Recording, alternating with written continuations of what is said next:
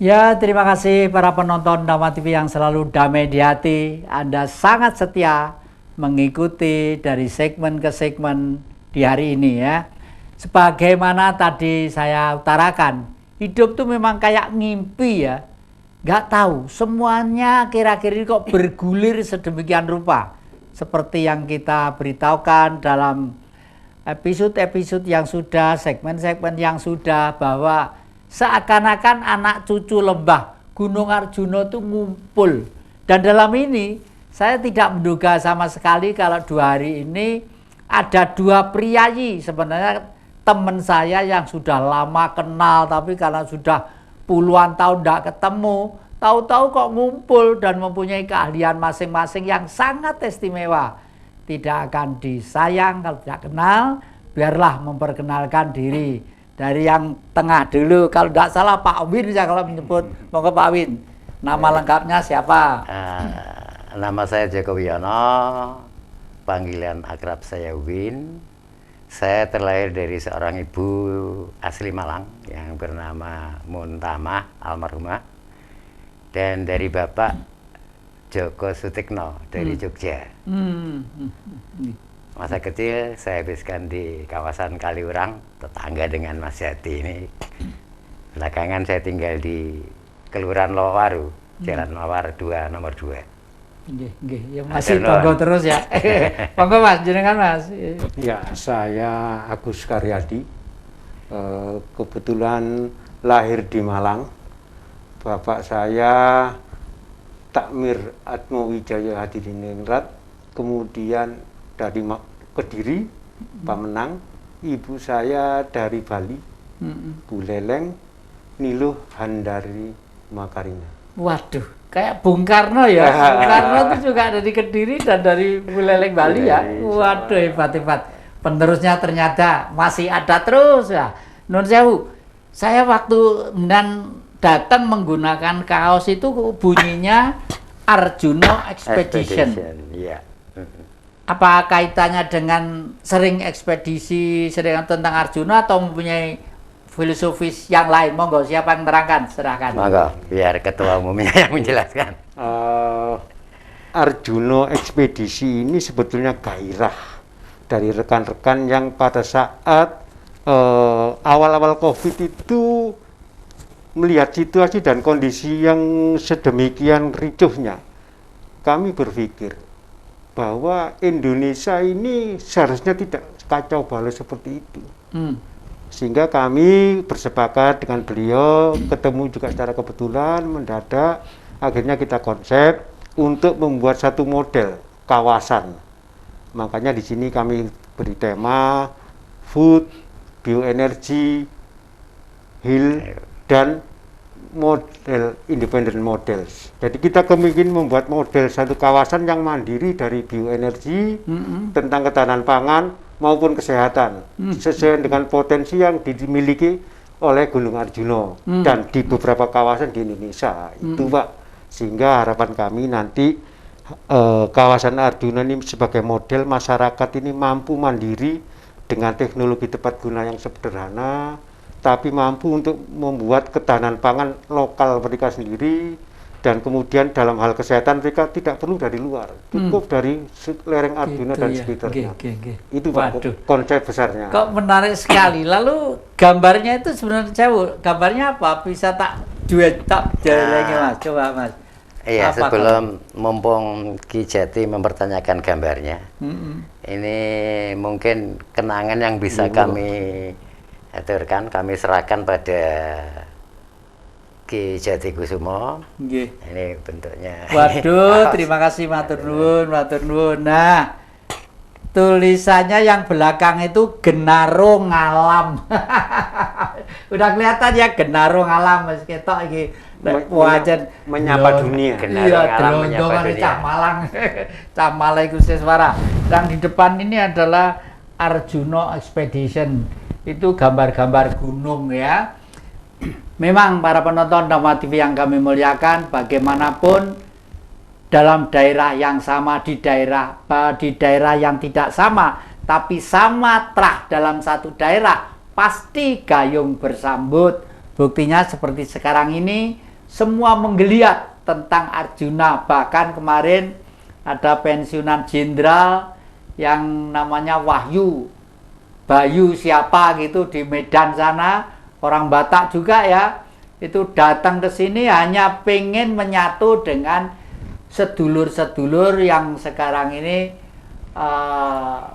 niat untuk mengibarkan Arjuna demi NKRI secara umum. Dan kebetulan Mas Joko sama Mas Win ini di desa Mojopahit itu sudah mulai ada satu desa yang dipelopori oleh Pak Nur ya, Pak Nur di sana Pak Mul kok Pak Mul itu sudah membentuk satu lingkungan. Nah, saya tadi tertarik jenengan membuat gambaran bahwa lereng Arjuna itu termasuk menghasilkan Singosari, menghasilkan Tumapel, menghasilkan Kediri, menghasilkan Mojopahit lah. Nur sewu, andai kata semangat jiwa Mojopahit sekarang itu kita kobarkan, itu di bidang apa kira-kira? Andai kata pangan ataupun obat-obatan atau kesehatan atau tanaman-tanaman. Baik. Yang kami amati, kemudian kami diskusi dengan beberapa tokoh sepuh, akhirnya kami tahu bahwa kami diberitahu bahwa makanan asli masyarakat Mojopahit pada waktu itu, kalau orang Blitar itu nyebutnya cantel ya, ikan jagung cantel, tapi sekarang populer dengan nama sorghum. Nah, kami sudah coba melakukan pembibitan dan penanaman sorghum, karena kebetulan Mas Agus ini juga dari pertanian, lagi banyak teman-teman dari pertanian yang membantu bagaimana caranya membibit, caranya membuat pupuk. Nah, sorghum kami kembangkan karena pada zamannya makanan pokok nenek moyang kita di Mojopahit, zaman Mojopahit itu cantel itu, yang sekarang dikenal dengan nama sorghum itu.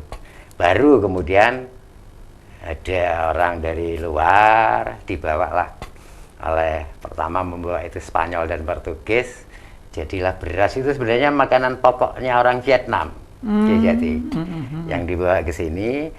Nah, dipopulerkan, sejak itulah bangsa Nusantara kita menganggap bahwa beras itu adalah makanan pokoknya. Satu itu. Kemudian yang kedua kembali, kami sering guyonan ya, kayak Mas Yadi tadi nyampaikan, kayak guyonan, kebetulan pula kami mengistilahkan, kami dapat apa ya, ada saja bahasanya Mas Agus ini, ada kurir yang memberitahu tentang mengolah buah mojo. Buah mojo itu sampai hari ini masyarakat kita mengenalnya sebagai buah yang pahit dan beracun, nggak layak untuk dikonsumsi. Tapi ternyata ketika kita olah, dia kaya nutrisi, kandungan vitamin C-nya, vitamin A, vitamin D, vitamin B1, B2, B3-nya luar biasa. Dan ada tokoh tua dari Bukit Macahyo yang memberitahu saya bahwa buah mojo itu memang suplemen ya, kalau dalam bahasa sekarang itu suplemen atau jamu. Jamune pasukan Bayangkara zaman Majapahit. Sehingga bahasa Jawane Ki Jati ini sangat piawai ya, detek piateki pidekso ya.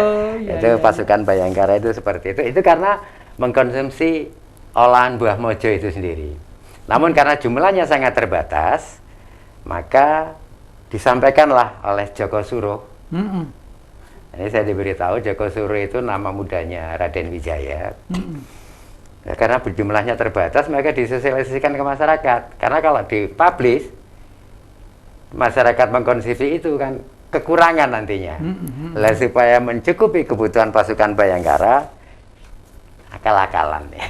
Iya. Iki pahit, ono racune, kurang lebihnya begitu. Sehingga masyarakat sampai hari ini mengenal buah mojo itu buah yang pahit. Padahal di Trawulan ada desa Mojolegi ya. Ya, ya, Dusun Mojolegi itu ada. Nah, kemudian dari pupuk yang diajari teman-temannya Mas Agus ini ada beberapa nama, ada namanya Diki Soleman, ada Munif, ada Bambang. Ini insinyur-insinyur pertanian ngajarin kami, khususnya saya ini. Saya kan bukan orang pertanian ya, Mas Agus juga ngajari gimana caranya membuat pupuk. Membuat pupuk baik yang dari daun-daunan, pupuk organik yang dari ada bahan rumen dan sebagainya, itu di istilah pertaniannya bioaktivator. Nah, luar biasanya jadi bioaktivator itu efektif dipergunakan untuk pupuk tanaman, pupuk hewan, sekaligus pupuknya manusia. Karena beberapa kasus ada teman kami yang ngidap koroner, jantung koroner, itu karena keterbatasan biaya sehingga nggak mampu kontrol, mengkonsumsi ini sampai hari ini nggak pernah kontrol lagi. Itu warisan Majapahit itu. Gitu ya. Iya. Oh ya, rasional juga ya, rasional juga ya. Para penonton dan TV yang kami muliakan, negeri kita memang jamrut di Katulistiwa yang istimewa. Jangan kemana-mana, masih di depan Jejak Ki Jati.